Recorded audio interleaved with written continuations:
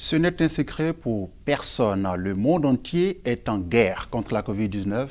En première ligne, les agents de santé et aussi les forces de l'ordre qui veillent au respect scrupuleux des mesures. Le commissaire Charlemagne est le porte-parole de la police nationale du Côte d'Ivoire. Avec lui, nous allons faire le point de la situation. Commissaire, merci d'avoir répondu à notre invitation. Merci. On vous est très chargé, mais merci encore d'avoir honoré Merci. ce rendez-vous. Alors, quand on parle tout de suite de gestion d'une maladie, on pense au ministère de la Santé, bien évidemment. Alors, vous, quel est votre champ d'action? Merci. Dans la gestion de cette pandémie, bien évidemment. J'appréhende très bien votre question, parce qu'on parle de pandémie, et puis quelque part, il y a la police, il y a la gendarmerie, il y a l'armée et tout ça. Qu'est-ce que nous cherchons? On est en guerre, mais en guerre sanitaire. Oui, bien sûr. Oui, on pourrait dire que nous sommes en guerre, mais notamment dans le volet sanitaire, au niveau de nos populations, au niveau de notre territoire. Et donc, toutes ces mesures qu'il a plu au président de la République, à travers donc le tout premier CNS et les CNS qui ont suivi. Entendez par CNS, les Conseils nationaux de sécurité, donc, qui se sont tenus donc, du 16 mars 2020 jusqu'à maintenant, au dernier qui date de juste une semaine, vous comprendrez le mercredi dernier, donc le mercredi, nous sommes aujourd'hui au 30, au 31, donc le mercredi 24 dernier, le dernier CNS s'est tenu. Vous comprendrez le rôle primordial des forces de défense et de sécurité, notamment la police nationale appuyée par la gendarmerie, parce qu'il faut dire que c'est un phénomène urbain, cette histoire de Covid. Dieu merci, nos campagnes sont à peu près épargnées, mais pas totalement. Les 95% des cas donc, de contagion qui sévissent, c'est à Abidjan, dans le Grand Abidjan.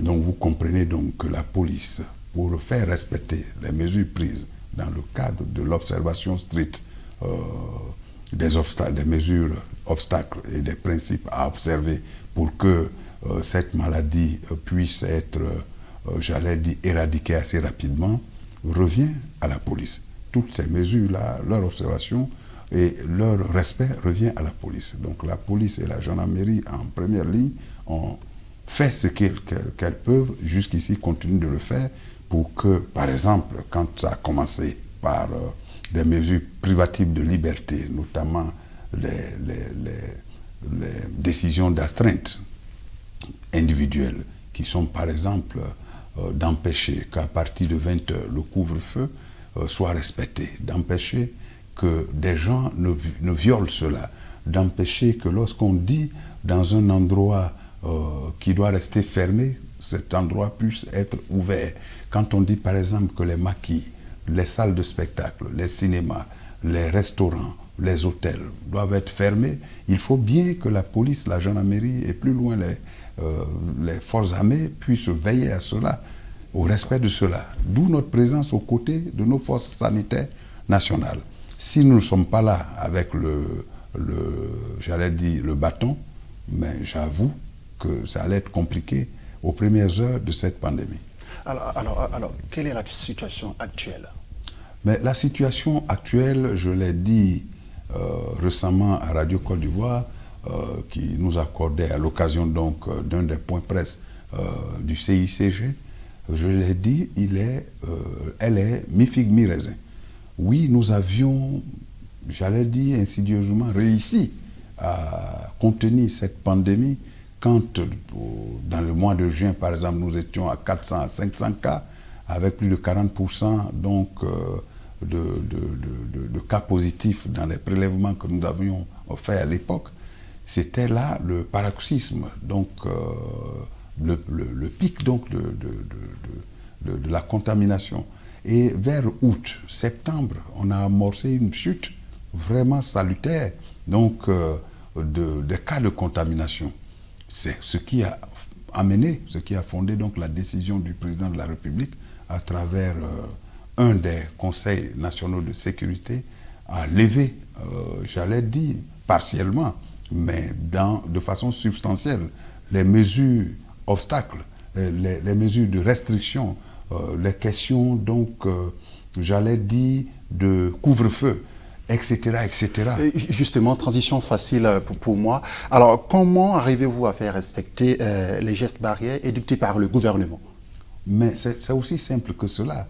Nous avions donc des patrouilles que nous avions initiées, tant dans le transport qu'au niveau des débits de boissons, les maquis, les restaurants, les hôtels qui devaient rester fermés et où il ne devait pas avoir d'activité. Vous savez que vous avez interdit ces choses-là s'il n'y a pas, j'allais dire, une vigilance accrue autour de ces établissements. La volonté populaire veut toujours la liberté et c'est normal. Donc les gens iront dans les maquis, s'asseoir comme si de rien n'était. Les gens iront dans les boîtes de nuit, dans les salles confinées, se cacher pour aller s'amuser. Et au sortir de là, c'est la contamination massive de personnes innocentes par moment, des parents qui sont restés à la maison, qui eux respectent les choses, des personnes âgées, et ça va commencer à être un peu dangereux. Donc partout, il fallait mettre de l'ordre Il fallait mettre de l'ordre. Mais commissaire, au niveau des postes frontières, comment vous vous organisez? Bon, pour l'instant, au départ, nous avions fermé à travers. Il y a une porosité au niveau des frontières, il faut le dire. Bon, voilà. Je peux vous le concevoir, vous le concéder, j'allais dire, je voudrais bien vous le concéder, mais cette porosité, elle n'est pas le fait de la faiblesse ou l'insuffisance d'action des forces de défense et de sécurité. Loin s'en faut. La porosité, elle est même naturelle, puisque vous savez que nos frontières ne sont matérialisées que là où il y a des postes de police ou de gendarmerie. Ce sont des frontières naturelles. Par moments, c'est des fleuves. Souvent, c'est un arbuste qu'on a indiqué, une borne. C'est de tout ça qu'on a hérité de la colonisation. Donc, vous comprenez qu'on a des frontières qui sont, par exemple, avec le Ghana, qui sont longues de plusieurs dizaines et centaines de kilomètres. Comment arriver à chaque kilomètre près, sinon à chaque mètre carré près, à mettre un agent de force de défense et de sécurité dans ces secteurs? Quand on sait, par exemple, qu'un Ivoirien peut avoir de l'autre côté de Noé une plantation qu'il fréquente, qu'il entretient, et le soir venir habiter en Côte d'Ivoire. Ce n'était pas du fait d'une faiblesse quelconque ou d'une insuffisance des actions, je le répète, des forces de défense et de sécurité. Mais à l'impossible, nul n'était tenu. Nous avons fait ce qu'il fallait pour ramener le taux donc, de contamination à une proportion raisonnable. Depuis mars 2020 jusqu'à ce que, avec les fêtes de fin d'année, avec donc les fêtes de Saint-Valentin, avec les élections qui se sont passées, avec les mouvements de masse liés aux fêtes, nous avons connu un autre boom depuis décembre et qui continue malheureusement. D'accord. Et commissaire, actuellement, le nombre de cas va crescendo. Oui. Est-ce qu'on est à l'abri d'un autre confinement? Non, mais pourquoi? Non, pas du tout. On n'est pas à l'abri. Vous savez qu'actuellement, nous sommes en état d'urgence sanitaire, mais un autre décret portant état d'urgence sécuritaire. Il y a un véritable paradoxe, oui. Puisque les spectacles vont bon train, voilà, les grandes surfaces sont ouvertes et tout ça. Il y a assez de monde qui circule et tout ça. Pendant ce temps, on parle de gestes barrières. C'est pas paradoxal, ça? Non, je ne crois pas. Vous savez que les interdits ont ceci de fâcheux qui touchent en l'espèce l'économie, la vie des gens, la liberté des citoyens. Ce que nous pouvons faire et que nous sommes en train de faire, c'est la sensibilisation tout azimut.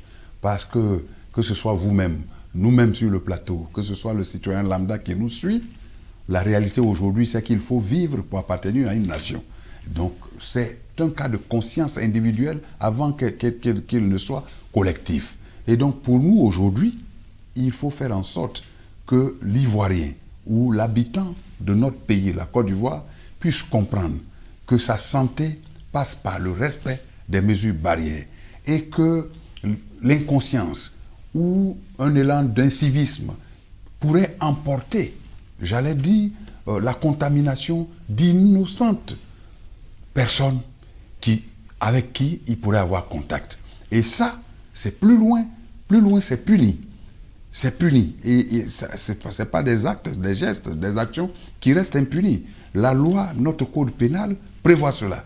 D'accord, on vous a bien compris. Non. Mais face à cette augmentation du nombre de cas, quelles sont les dispositions prises par la police nationale? Mais nous continuons. On va rapidement parce que là, on est stressé par le temps. Bien sûr, mais je voudrais dire que c'est une question que vous posez pour la gouverne de vos téléspectateurs, mais vous savez que depuis le 16 mars 2020 jusqu'à aujourd'hui, la police, la gendarmerie, les forces de défense et de sécurité, bref, les forces militaires et paramilitaires en Côte d'Ivoire sont à pied d'œuvre pour faire respecter par les patrouilles, par leur présence, par les actions de terrain, tout ce qu'il y a comme mesures, obstacles contre, j'allais dire, la pandémie. Merci encore à vous, commissaire Bleu Charlemagne. Merci d'avoir répondu à notre invitation. Merci. Je rappelle que vous êtes le porte-parole de la police nationale et avec vous, nous abordions la thématique sur le point de la situation sécurité en Côte d'Ivoire liée bien évidemment à la Covid-19. Merci d'avoir répondu à notre invitation. C'est moi. C'est la fin de ce numéro de l'invité de la rédaction. Merci à tous de nous avoir suivis. L'information continue sur Medi 1.